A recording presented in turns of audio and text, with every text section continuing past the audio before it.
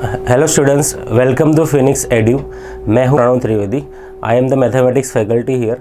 आज हम करेंगे आपके 11 के टॉपिक जो है ज्योमेट्री, कोऑर्डिनेट ज्योमेट्री, उसका जो कॉनिक सेक्शन वाला पार्ट है उसमें हम सर्कल शुरू करेंगे। ठीक है, तो लेट अस स्टार्ट। अगर हम बात करें कॉनिक सेक्शन की, तो कॉनिक सेक्शन में देयर आर, जैसे कि आपको पता है कि देयर आर बेसिकली 4 चैप्टर। एक है आपका circle, right, second is parabola, third है इलिप्स और फोर्थ है हाइपरबोला।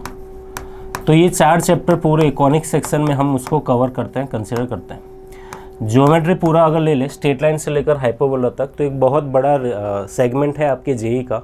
आपके पेपर का जेई मेंस और एडवांस की अगर बात करें तो लगभग 30% ही कवर करता है, मतलब इसका वेटेज बहुत ज़्यादा है। तो अगर आप अच्छा स्कोर करने की बात कर रहे हो जेई मेंस एंड एडवांस में, अगर आपको अच्छा स्कोर करना है तो you can not avoid this chapters. ठीक है, ये पूरा एक बंच है चैप्टर 5 चैप्टर का। अगर आप आराम से सारे चैप्टर कर लो, जैसे यहाँ पे आपको सिखाया जा रहा है वैसा आप अच्छे से तैयारी कर लो, तो मैक्सिमम चांसेस है कि बहुत अच्छा यहाँ से आप कवर कर पाओगे। ठीक है, अगर मैं बात करूँ कि यहाँ से सवाल कितने बनते हैं स्पेसिफिकली सर्कल चैप्टर से, तो सर्कल से मिनिमम 1, मैक्सिमम 2। कई बार ऐसा भी हो जाता है कि सर्कल पैराबोला वो 1-2 चैप्टर मिक्स करके भी सवाल वो बना सकता है। ठीक है, तो लेट अस स्टार्ट। क्या क्या है उसमें यहाँ पे हम डिस्कशन करना शुरू करेंगे। तो जैसे कि हमने बात की, कॉनिक सेक्शन में 4 चैप्टर है, circle, parabola, ellipse and hyperbola. हर एक चैप्टर में अगर मैं फ्लो ऑफ चैप्टर की बात करूं, एज अ गुड स्टूडेंट आपको फ्लो ऑफ द चैप्टर भी पता होना चाहिए। ठीक है, तो फ्लो ऑफ चैप्टर मैंने सर्कल का यहाँ पे पॉइंट्स लिखे हैं। मोरलेस हर एक चैप्टर का फ्लो सेम ही रहेगा। सर्कल में थोड़ी 2-3 थियरी ज़्यादा भी है, बट बाकी चैप्टर में थोड़ा कम भी हो जाएगा। तो कैसे हम यहाँ पे आगे अप्रोच कैसे करेंगे, हम पहले सर्कल की बेसिक्स की बात करेंगे। सर्कल 10th में आपने जो पढ़ा है वो तो है ही, यहाँ पे नया हम कैसे उसको स्टडी कर रहे हैं। इक्वेशंस ऑफ द सर्कल, जैसे यहाँ पे मैंने सर्कल लिखा है, यहाँ अगर मैं पैराबोला हाइपरबोला कर दूंगा तो आगे के चैप्टर्स के भी आपको फ्लो यहाँ पे मिल जाएंगे। ठीक है, फिर पॉइंट जो सबसे बेसिक ज्योमेट्री है, सर्कल के इक्वेशन को स्टडी करके हम सर्कल को एक बार समझ लेंगे कि वो है क्या। Same goes with the parabola, ellipse, ये सब भी हम करेंगे। उसके बाद सबसे जो बेसिक ज्योमेट्री है कोऑर्डिनेट की, that is nothing but a point, तो हम पॉइंट एंड सर्कल का एनालिसिस करेंगे। उसके बाद वाली नेक्स्ट ज्योमेट्री जो होती है उसको हम बोलते हैं लाइन, तो लाइन एंड सर्कल का एनालिसिस करेंगे। लाइन में कुछ हम केसेस देखेंगे कि लाइन टेंजेंट हो सकती है सर्कल की, सेकंड हो सकती है, राइट। तो ये सारे केसेस भी हम यहाँ पे कवर करेंगे। टेंजेंट, कंडीशन ऑफ टेंजेंसी, ये बहुत इंपॉर्टेंट है तीनों या 4 चैप्टर में। अगर मैं कंसीडर करूँ, टेंजेंट वाले जितना भी डेटा है वो जेई मेंस एडवांस में बहुत आता है, मतलब हर एक साल यहाँ से सवाल आपको मिलेगा ही मिलेगा। तो it is a very important topic. उसके बाद इंपॉर्टेंट लोकस, यहाँ पे हम बहुत इंपॉर्टेंट लोकस की बात करेंगे जो कॉमन रहेंगे throughout this 4 chapters. And then जो सर्कल के मैं बोल रहा था एक्स्ट्रा थियरी है, they are the family of circles, analysis of 2 circle and orthogonal circles, ये इसी का एक स्पेशल केस है। तो ये सारा मोरलेस डेटा है जो आपको पता होना चाहिए, जिसका फ्लो बहुत बढ़िया होता है कि इसके बाद क्या आएगा, तो तभी हम बोल सकते हैं हम बहुत अच्छे से तैयारी कर रहे थे और हमारा सारा यहाँ पे मेमोराइज हमारे दिमाग में होना चाहिए। ठीक है, तो let us start with the basics of the circle. उससे पहले जैसे कि हमने बात की कि कॉनिक सेक्शन, कि कॉनिक सेक्शन हम इस ज्योमेट्रीज को कॉनिक सेक्शन बोलते क्यों हैं। ठीक है, तो अगर हम समझे कॉनिक का तो मतलब आपको पता ही है, तो it is kind of related with some cone, right. And section का मतलब होता है कि आपका किसी चीज़ को अगर आप बीच में से काटो तो जो भी ज्योमेट्री आपको दिखाई देगी that is nothing but a section. For example, आप अगर ऑनियन को बीच में से आप कट करोगे तो you will get one beautiful figure, एक आपको डिज़ाइन मिलेगा। That design particular is called the section of particular onion. तो सेम हियर, इफ़ आई से कॉनिक सेक्शन, तो यहाँ पे अगर मैं कॉन लेता हूँ, actually we can take also the double sided cone, मतलब यहाँ पे भी कॉन है, ऊपर भी कॉन है, अभी मैं उसका डिस्कशन नहीं कर रहा हूँ। तो why this is called conic section, तो एक कॉन है, एक मैंने दूसरा प्लेन ले लिया है ना। If I take a plane second one, और अगर मैंने प्लेन को, ये जो कॉन का बेस है, it is a base of the cone, अगर मैंने प्लेन को कॉन के बेस से पैरेलल ऐसे रखा और कॉन को कट कर दिया, ठीक है, तो बेस से पैरेलल है आपका plane, this plane is parallel to base of the this particular cone. अगर बेस से पैरेलल है तो कट करने के बाद यहाँ पे जो आपको ज्योमेट्री मिलेगी वो again parallel to the base होगा ऑफ द कॉन, और कॉन का जो बेस है वो तो सर्कल ही है, पूरी दुनिया को पता है। मतलब जब मैं इसको ऐसे कट करूँगा तो I will get one geometry here, that is nothing but basically it is a circle. यहाँ पे आपको सर्कल मिल जाएगा। बिकॉज हमने कॉन को कट करके प्लेन से एक सेक्शन जनरेट किया है, that is why circle is called a conic section. Same goes with the ellipse, parabola, hyperbola, भी वो कॉनिक सेक्शन ही है। हर एक चैप्टर के स्टार्ट में हम यहाँ से फिर से शुरू करेंगे। तो आई होप कि आपको ये बात समझ आ गई है, राइट।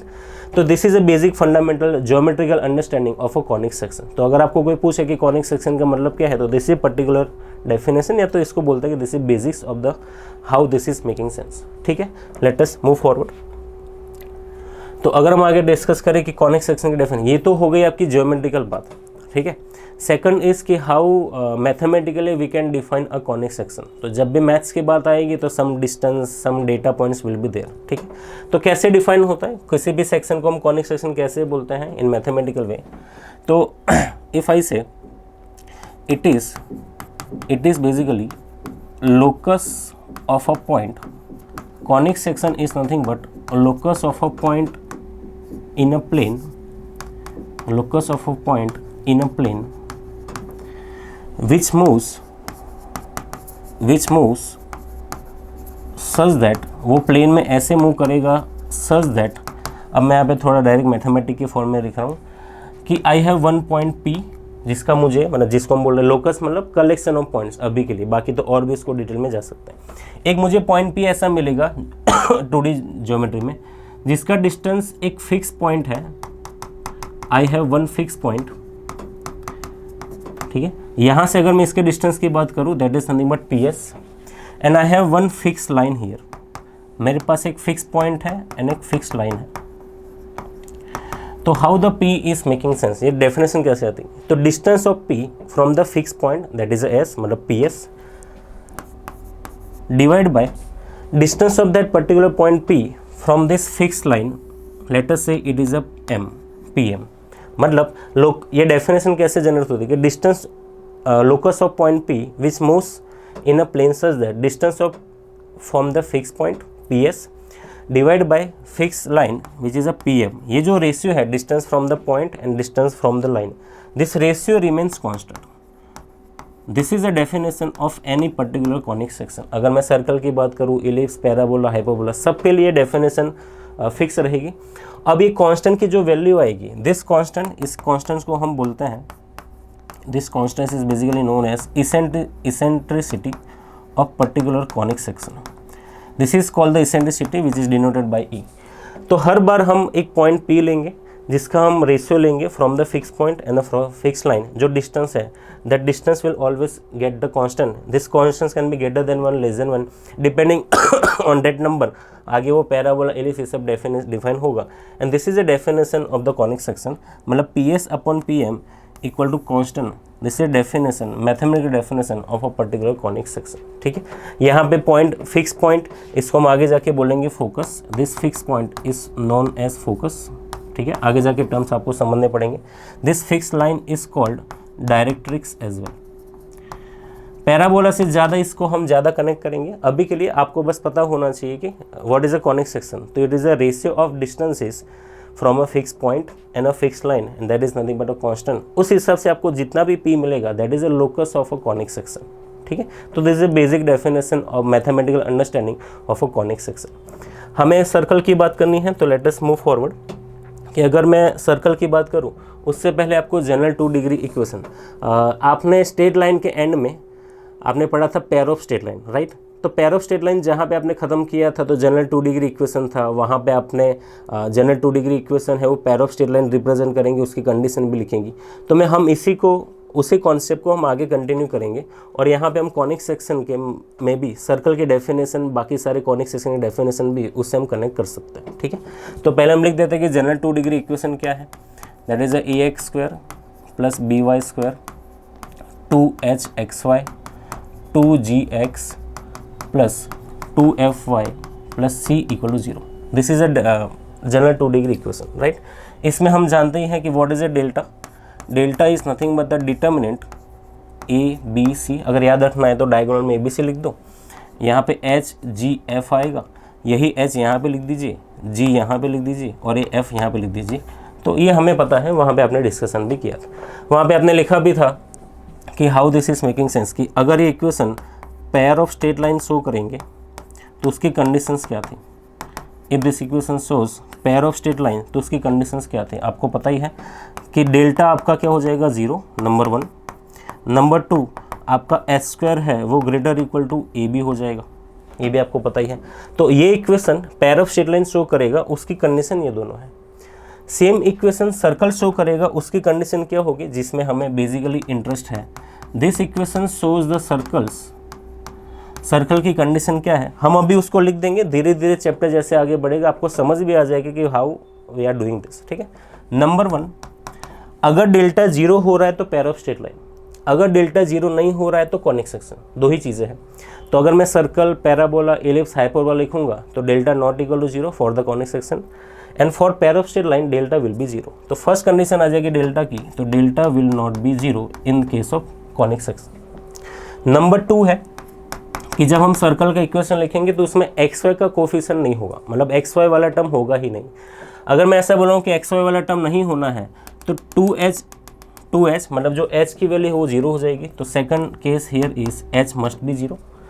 नंबर 3 सर्कल के इक्वेशन में आगे हम देखेंगे कि coefficient of x square and Y square must be same, और वो 0 नहीं होंगे। मतलब coefficient of x square y square की बात करें तो they are nothing but a and b, तो they both will be same, और वो दोनों 0 नहीं होंगे। मतलब आपके सर्कल के इक्वेशन में X square and Y square दोनों टर्म रहेंगे और दोनों के कोफिशिएंट सेम रहेंगे, ठीक है। ये 3 है। एक और है, सबसे ज़्यादा कंडीशन सर्कल में ही है कि g square plus f square minus a c ये हमेशा ग्रेटर इक्वल टू 0 होगा। तो ये 4 कंडीशन है under which this 2 degree equation is converting into the circle. Simple है, delta 0 pair of straight lines, delta not equal to 0 conic section. 3 condition circle में है, बाकी सब में कम कंडीशन है, 2 ही कंडीशन है। यहाँ पे 4 है, बाकी सब में 2 है। तो under this situation general 2 degree equation shows the circle. ये कंडीशन हमें याद होनी चाहिए, हर एक कॉनिक सेक्शन में कंडीशन रहेगी। इस कंडीशन के बेस पर बहुत टाइम हो गया सवाल नहीं बना है, हमें पता होगा तो सवाल कैसे बनेगा। यहाँ पे वो नंबर डाल देंगे 2x² 3 एक्स वाई वाले टर्म होगा नहीं होगा, है तो सर्कल के लिए 0 करोगे, उस हिसाब से वो सवाल बना सकते हैं, ठीक है। आप इस कंडीशन को यूज़ करके मैथमेटिक्स के हिसाब से वो अननोन्स भी ट्रैक कर सकते हो, ठीक है। तो आगे बढ़ते हैं, आई होप यहाँ तक आपको समझ आ गया होगा। अब मेन बात करते हैं कि सर्कल कैसे इंट्रोड्यूस करेंगे। एज वी नो, जैसे आपको पता है कि 10th में आपने सर्कल का आइडिया है कि सर्कल जनरेट कैसे होता है, आप उसको PR ऐसे कुछ लिखते थे। हम 11th में या तो हम JEE के लिए सर्कल को कैसे समझते हैं, हम इक्वेशन पर ज़्यादा फोकस करते हैं, ठीक है। तो डेफिनेशन की बात करें तो what is a circle, circle की जैसे डेफिनेशन है तो it is nothing but it is locus of a point, circle is a locus of a point in a plane. Plane लिखना ज़रूरी है, अदरवाइज वो स्फीयर भी बन सकता है, अगर वो प्लानर ना रहा 3D हो गया तो plane. Such that it's distance from a fixed point उसका distance from a fix point remains constant. अब ये लोकस क्या है, जैसे कि मैंने थोड़ा हिंट दिया था कि locus is nothing but such that it's distance from a fix point remains constant. Locus is nothing but वो एक सिचुएशन है या तो एक कलेक्शन ऑफ पॉइंट्स है जो आगे जाके इक्वेशन जनरेट करेगा, और कुछ नहीं करना है, अंडर कंडीशन उसको जनरेट करना है। तो let us say it is a fix point, letter say C, जिसको मैं बोल रहा हूँ सेंटर अभी के लिए। इस पॉइंट से सेम डिस्टेंस पर जितने भी मुझे पॉइंट मिलेंगे उन सभी को अगर मैं कलेक्ट कर दूंगा तो I will get a circle. For example let us say मैं डिस्टेंस ले रहा हूँ R, तो R डिस्टेंस पर यहाँ पे एक पॉइंट मिल रहा है मुझे लेटर से P1, R डिस्टेंस पर मुझे यहाँ पे एक पॉइंट मिल रहा है लेटर से P2, R डिस्टेंस पर यहाँ पे एक पॉइंट मिल रहा है मुझे लेटर से P3।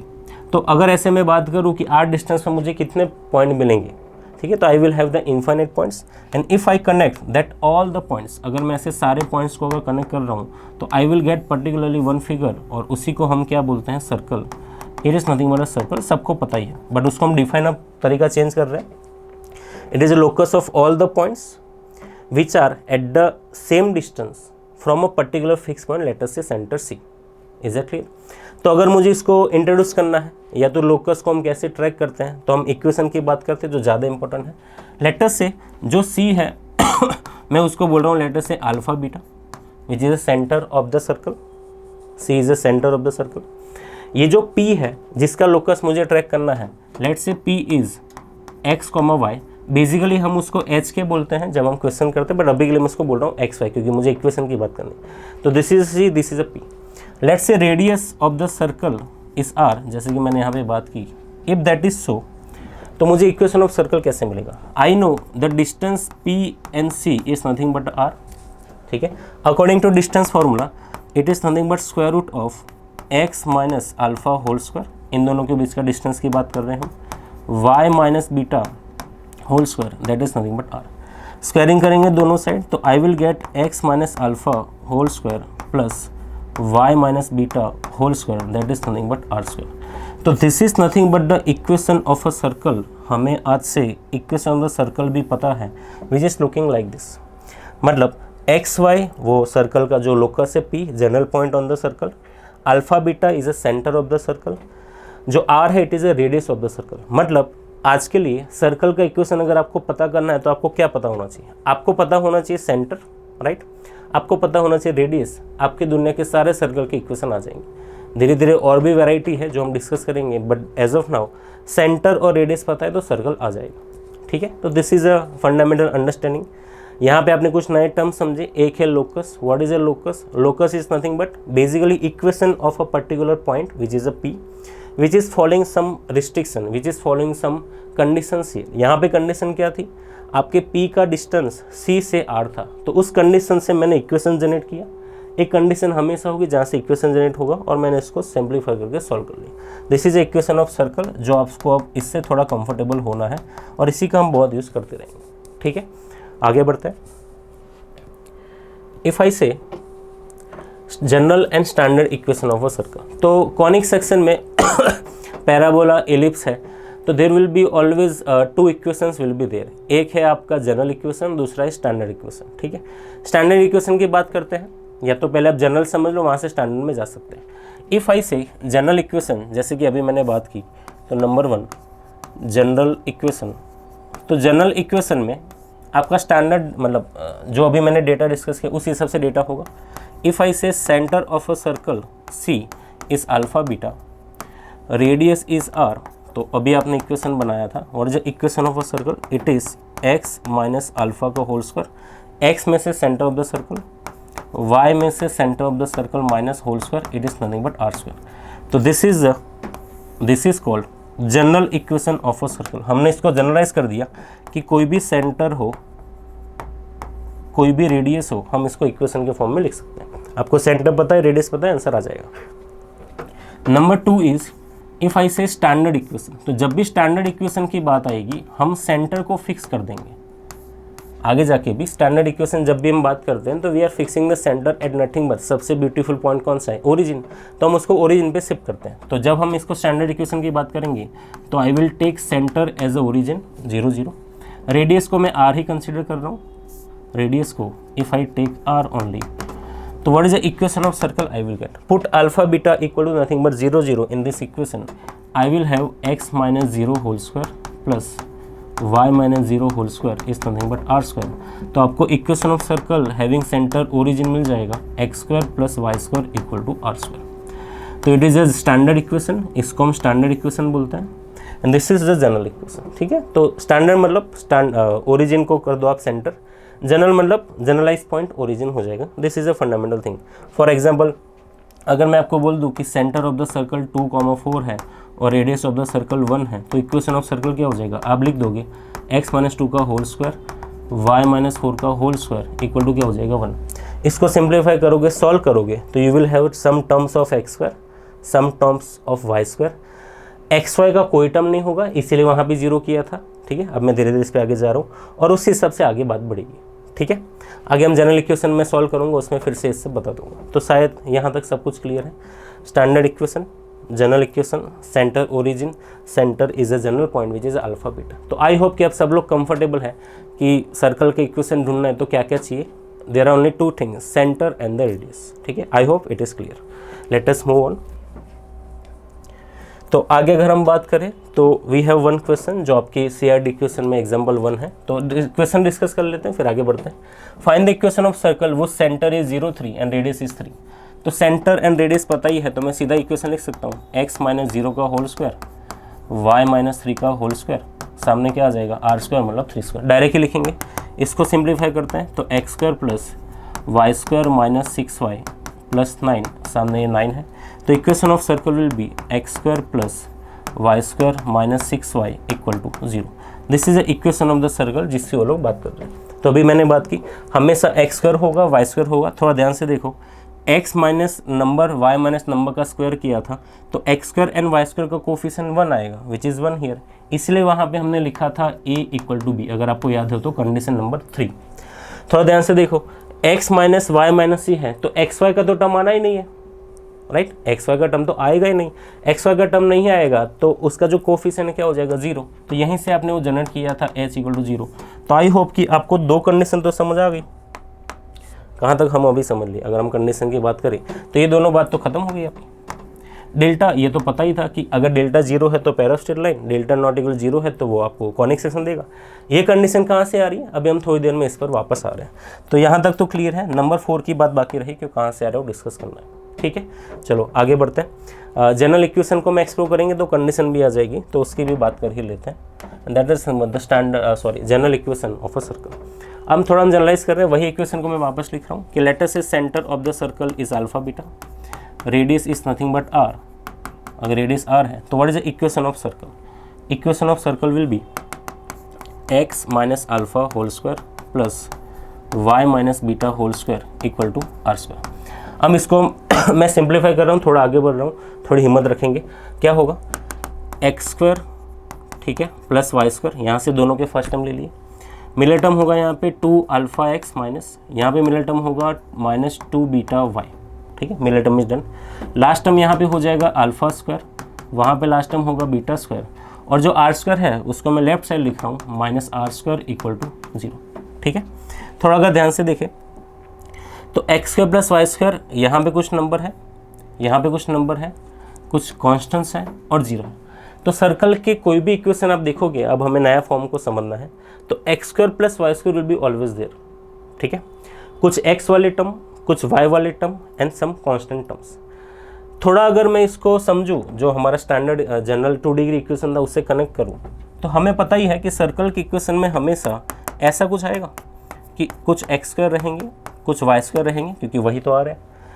हमारे पास x के कोफिशिएंट वाले टर्म होंगे, y के कोफिशिएंट वाले टर्म होंगे, तो मैं उसको बोल रहा हूँ 2hx, जो हमने लिखा था उसी को मैं लिख रहा है, ऐसा है तो 2gx प्लस 2fy, जो जनरल 2 डिग्री इक्वेशन था उसमें से मैंने x वाला टर्म निकाल दिया, तो 2gx 2, और वहाँ पे था क्या था c equal to 0। This is let's say equation 1, let's say this is equation 2। अगर मैं दोनों इक्वेशन को थोड़ा ध्यान से देखूँ, इसको हम कंपेयर करते हैं, तो आई कैन कनेक्ट दैट कि एक्स स्क्वायर वाई स्क्वायर का कोफिशिएंट 1 है, वो कनेक्ट हो गया। 2g है माइनस 2 अल्फा, तो क्या मैं यहाँ पे लिख सकता हूँ g is minus alpha. 2f है माइनस 2 बीटा, तो यहाँ पे मैं लिख सकता हूँ f is minus beta, right.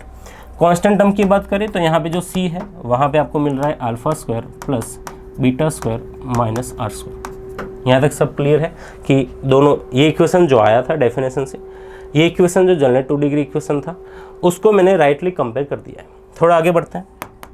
Alpha beta क्या था, सेंटर ऑफ द सर्कल, तो what is alpha from here, alpha हो जाएगा minus g, centre of the circle का एक्स कोऑर्डिनेट है minus g. What is a beta from here, beta हो जाएगा minus f, centre of the circle का y coordinate है minus f. अगर ये एक्स वाई कोऑर्डिनेट है जिसको मैंने जी एफ में कन्वर्ट किया है, तो मैं रेडियस को भी जी एफ में कन्वर्ट कर सकता हूँ। कैसे, see as it is alpha square plus beta square, alpha square beta square को मैं लिख सकता हूँ माइनस जी का स्क्वायर माइनस एफ का स्क्वायर, स्क्वायर करोगे तो g square plus f square हो जाएगा, तो it is g square plus f square minus r square. From here if I say what is r square is nothing but g square plus f square minus C, are square यहाँ ले लिया, सी वहाँ ले लिया। इसको थोड़ा ठीक से लिखो तो बेसिकली आर क्या हो जाएगा, आर हो जाएगा स्क्वायर रूट के अंदर g square plus f square minus c. क्या यहाँ तक बात समझ आ रही है, ठीक है। We have converted alpha B2 into g f, we have converted r into g f and c. ऐसा हम क्यों कर रहे हैं, क्योंकि ये इक्वेशन तो मैं सेंटर से डेटा मैंने खुद से कनेक्ट किया था। हमें जितने सवाल करने हैं या तो जिस हिसाब से हमारी रिक्वायरमेंट है, हमें इक्वेशन ऑफ सर्कल इस फॉर्म में दिया रहेगा, x square y square x y, ये सब गंदी बातें लिखी होंगी। इफ़ दैट इज सो, हमें इस हिसाब से उसको स्टडी करना है। तो मैं यहाँ से क्या करूँगा, जी को कनेक्ट करूँगा, एफ को यहाँ पे कनेक्ट करूँगा, और उसको मैं आर का डेटा के लिए मैं जी एफ सी की मुझे रिक्वायरमेंट होगी, यहाँ से डेटा आएगा। जो फोर्थ कंडीशन बाकी थी उसका हिसाब यहाँ से आएगा। थोड़ा सा ध्यान से देखो, रेडियस आर, रेडियस या तो जीरो होगी तो पॉइंट हो जाएगा, रेडियस अदरवाइज पॉजिटिव ही होगी। अगर रेडियस पॉजिटिव ही होनी है तो ये नंबर डिफाइन होने के लिए, रियल होने के लिए आपका g square plus f square minus c, सीधी सी बात है ग्रेटर इक्वल टू जीरो होना चाहिए। तो जो फोर कंडीशन याद करो उसमें था g square plus f square minus a c greater equal to zero. तो बेसिकली वही है। सर आप बोलोगे कि सर ए कहाँ है, थोड़ा ध्यान से देखो, ए तो बेसिकली 1 है, ए भी तो 1 है। तो अगर ए 1 है तो ए सी लिखो या सी लिखो कुछ फर्क नहीं पड़ता। तो कंडीशन नंबर 4 यहाँ से आ रही थी। तो आई होप कि अब आपको 4 कंडीशन क्लियर है, और आई होप कि आपको ये बात भी समझ आ रही है। इन सब से हमें समझना क्या है, आपको क्या पता होना चाहिए, उसके मैं बात यहीं पे कर लेता हूँ, तो आप उसको नोट करके लिख दोगे। हमें समझना क्या है, जो वेरी इंपॉर्टेंट, यहीं से आपको बहुत सारा डेटा ट्रैक करना है कि अगर सर्कल का equation X square plus Y square plus 2gx plus 2fy plus C equal to 0 इस फॉर्म में आपको अवेलेबल है, तो from this form we will say that centre of the circle, यहाँ से हम डायरेक्ट लिखेंगे सेंटर क्या होगा C, it is something but minus G minus F alpha beta. जो आपके एक्स एंड वाई के कोफिशिएंट है उसको 2 से डिवाइड कर दो और ऑपोजिट कर दो। एंड रेडियस हो जाएगी स्क्वायर रूट के अंदर g square plus f square minus c. ये आपको बात एकदम परफेक्टली पता होनी चाहिए, and this is a very important point, इसको आप ध्यान रखेंगे। सारे सवाल की शुरुआत हम यहीं से करेंगे, ठीक है। For example if I say equation of circle है x square plus Y square minus 2x minus y minus 1 equal to 0। Sir इसका सेंटर और रेडियस बताओ। तो हम क्या करेंगे, कंपेयर करो। x का जो कोफिशिएंट क्या है -2, आपको करना क्या है, x एंड y के कोफिशिएंट को हाफ करके ऑपोजिट कर दो। तो यहाँ से मैं डायरेक्ट ही सेंटर लिख पाऊंगा। x का कोफिशिएंट -2 है, हाफ कर दो तो हाफ कर दो, ऑपोजिट कर दो तो -2/2 एंड नेगेटिव का पॉजिटिव हो जाएगा। ये है -1, ऑपोजिट कर दो तो 1, हाफ भी कर दो तो 1/2, ये सेंटर आ गया। और रेडियस क्या हो जाएगी, स्क्वायर रूट के अंदर g square plus f square minus c, g f तो पता ही है, इसका स्क्वायर 1, 1/2 का स्क्वायर 1/4 माइनस सी, सी क्या है, सी इज़ नथिंग बट -1, माइनस सी करोगे तो +1, तो 1 + 1 2, 2 + 1/4, इट इज़ नथिंग बट 2 + 1/4, ये हो जाएगा आपको 4 × 2 8, 8 + 1 9, 9/4 का स्क्वायर रूट हो जाएगा 3/2। तो this is a radius of the circle, this is a centre of the circle. आपको देखकर डायरेक्ट लिखना आना चाहिए। एक और एग्जाम्पल ले लेता हूँ। इफ़ आई से 2x² + 2y² -4x + 8y and -3 equal to 0। यहाँ पे डायरेक्ट सेंटर रेडियस कैसे बताओगे, ऐसा मत करना डायरेक्ट 2 आप लिख दोगे। बहुत बच्चे जल्दी करते हैं कि सर 2, -4 मज़ा आ गया, नहीं गड़बड़ हो गई। थोड़ा ध्यान से देखो, ये तभी वैलिड है जब x² एंड y² का कोफिशिएंट 1 हो, तभी आप डायरेक्ट कर दो। या तो आप कैलकुलेशन से करो, और ऐसे डायरेक्ट करना है तो x और y² का कोफिशिएंट 1 होना चाहिए। यहाँ पे 1 नहीं है तब उसको 2 से पहले डिवाइड कर दोगे, x² + y² -2x + 4y -3/2 equal to 0। अब आपके पास डेटा है, सेंटर डायरेक्ट लिख सकते हो।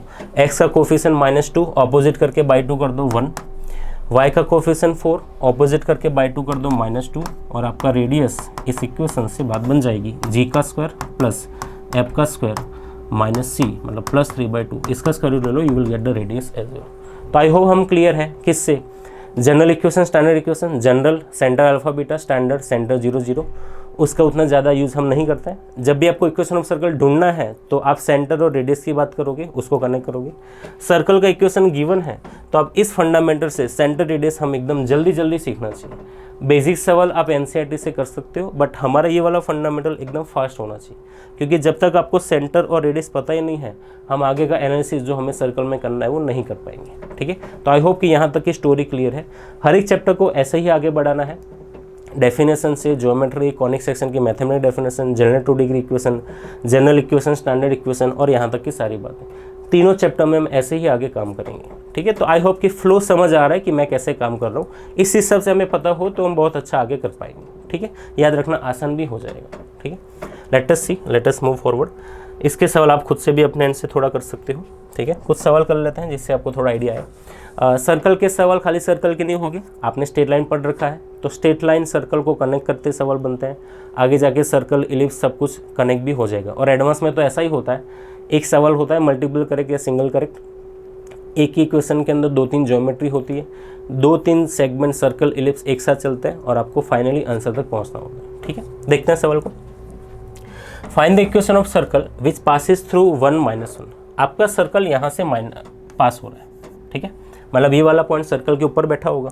अगर मैं थोड़ा ज्योमेट्री बनाऊँ तो 1 - 1 is point on the circle. Geometry में जब भी सवाल सॉल्व करो ये 2D है, even 3D as well, diagram की रिक्वायरमेंट हो या ना हो, ट्राई करो कि आप डायग्राम बनाओ। ठीक है, रफ डायग्राम हो बट डायग्राम बनाओ। पता क्या क्यों, फ़ायदा क्या होगा, डायग्राम बनाने से समझ आएगा कि गिवन क्या है और हमें चीज़ें देखकर बहुत अच्छे से डेटा ट्रैक करना आ सकता है। ठीक है, जब तक डायग्राम नहीं बनाओगे हो सकता है उतना क्लैरिटी ना मिले। तो जब तक पॉसिबल हो डायग्राम बनाओ, ज़रूरत हो या नहीं हो बात की बात है, बट रफ डायग्राम बनाने की हमेशा प्रैक्टिस रखना जितने भी आप सवाल सॉल्व करो। ठीक है, as of now 1 - 1 is point on the circle. They are saying 2 diameters are this and this. ये दोनों डायमीटर है, डायमीटर है मतलब आपको पता ही है कि ये दोनों लाइन कहाँ से पास होगी, सेंटर से। तो मैं रफली बना लेता हूँ कि दिस इज ए लेटर से लाइन L1, लेट से दिस इज लाइन L2। ठीक है, जो उन्होंने दिया हुआ है, लेट से इट इज़ L1, लेट से इट इज़ L2। ये दोनों डायमीटर है तो सेंटर से पास होगी। हमें बात किसकी करनी है, find the equation of circle. जैसे इक्वेशन की बात हो आपको एक ही चीज़ याद आनी चाहिए, सर्कल का सेंटर एंड रेडियस। क्या मैं कुछ ऐसा कर सकता हूँ कि सेंटर एंड रेडियस आ जाए। थोड़ी बात करें सेंटर की, सेंटर दिखाई दे रहा है, मैं इसलिए बोला था डायग्राम पता होना चाहिए। डायग्राम थोड़ा ध्यान से देखो, सेंटर मुझे निकालना है तो L1 L2 का इंटरसेक्शन ले लो। ठीक है, तो इन दोनों को सॉल्व कर लेते हैं। तो let's say it is equation 1, it is equation 2, इन दोनों को मुझे सॉल्व करना है। x है मैं 1 - 2 कर देता हूँ तो मुझे सेंटर मिल जाएगा। x cancel out, 2y + y 3y, -5 - 1 that is something -6। तो आपका y क्या हो जाएगा यहाँ से 2, y 2 है तो x इक्वेशन 1 2 से निकाल देते हैं, y = 2 1 2 में डाल देता हूँ तो x - 2 + 1 that is nothing but 0। तो what is x here, x = nothing but 1। तो मेरे पास सेंटर अवेलेबल है, व्हाट इज द सेंटर। ठीक है, तो 1 और 2 आ गया तो सेंटर तो है हमारे पास, तो सेंटर आपका आ गया 1 और 2। इक्वेशन ऑफ सर्कल आपको क्या चाहिए, सेंटर एंड रेडियस। तो सेंटर तो है, थोड़ा ध्यान से देखो, अगर मुझे सेंटर पता है, point on the circle P पता है, तो क्या मैं रेडियस नहीं निकाल सकता, यस। तो आपका रेडियस क्या हो जाएगा, it is nothing but CP। CP distance निकाल दीजिए, CP ये 1 है, वो 1 है, 1 - 1 का होल स्क्वायर 0, 2 -1 3, 3 का whole square which is nothing but 3 square. तो आपकी रेडियस आ जाएगी 3। तो अगर मैं इक्वेशन ऑफ सर्कल की बात करूँ तो x माइनस सेंटर है आपका 1 2, x - 1 whole square, y - 2 whole square और सामने हो जाएगा सर 3 का square which is nothing but 9।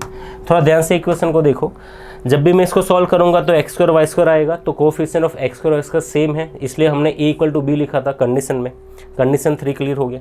इसको आप सॉल्व करोगे तो xy वाला तो कोई टर्म आना ही नहीं है, xy वाला टर्म नहीं आ रहा है, मतलब h आपका 0 हो जाएगा। तो कंडीशन नंबर 2, तो 4 में से 3 तो हो गई, चौथी कंडीशन आगे हम डिस्कस करेंगे।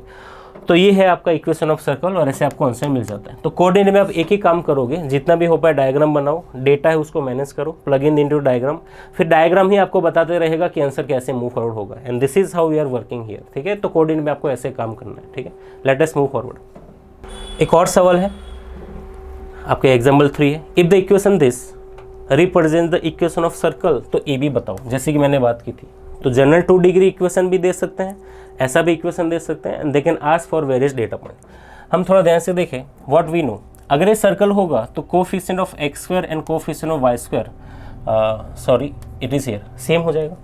तो मैं डायरेक्टली लिख सकता हूँ a क्या हो जाना है 3, a का तो काम खत्म हो गया, x² y² का कोफिशिएंट सेम होगा। फिर बात करते हैं xy वाला टर्म तो होना ही नहीं है, xy वाला टर्म नहीं होना है तो b - 3 क्या हो जाएगा, बर्बाद हो जाएगा, मतलब 0 हो जाएगा। इफ दैट इज सो तो b क्या हो जाना है 3, तो यहाँ से b का भी डेटा आ गया। यहाँ तक तो सब ठीक है शायद। Okay, then they are saying if this is represent the equation of circle then find a b. A और बी की बात की थी, ए बी आ गया, काम खत्म हो गया। बेसिकली मैं आगे भी जा सकता हूँ, what is the equation of circle, तो आपका इक्वेशन ऑफ सर्कल भी आ गया। ए की वैल्यू 3 प्लग इन करो तो 3x², ये तो 0 ही होना है, 3y² प्लस 6a, a है आपका 3, 6 है, ये हो जाएगा आपका 18x प्लस 2by, b है 3, ये हो जाएगा 6y -3 = 0। तो 3 से डिवाइड कर सकते हो बिकॉज x और y का कोफिशिएंट 1 होना चाहिए। 6x प्लस 2y - 1 = क्या हो जाएगा 0। तो अब मैं यहाँ से सेंटर निकाल सकता हूँ। सेंटर क्या है, एक्स वाई के कोफिशिएंट को बाई 2 करके ऑपोजिट कर दो, 3 1 ऑपोजिट कर दो, -3 -1। What is the radius, radius square root के अंदर g² + f² -c मतलब +1 9 11 रूट। तो दिस इज सेंटर रेडियस। बाकी भी चीज़ें जैसे हम आगे बढ़ते जाएंगे तो और भी डेटा निकाल सकते हैं। एक ही सवाल में और क्या क्या वैरायटी हो सकती है, ये अगर आप खुद से सवाल करने के बाद खुद से सोच पाओगे तो आप सवाल तो कर ही लिया जो सब लोग करते हैं, आप एक्स्ट्रा भी सीख पाओगे, आपका जो भी नॉलेज है इम्पार्ट भी कर पाओगे और लर्निंग ज़्यादा होगी। ऐसे आपको काम करना होता है जेईई के लिए। ठीक है, तो आई होप की बात समझ आ रही है। ठीक है, यहाँ तक क्लियर है। Let us move forward. फिर equation of circle in diameter form. देखो क्या क्या तरीके हैं इक्वेशन में। एक है आपका सेंटर रेडियस पता है, आंसर आ जाएगा। दूसरा है डायमीटर फॉर्म।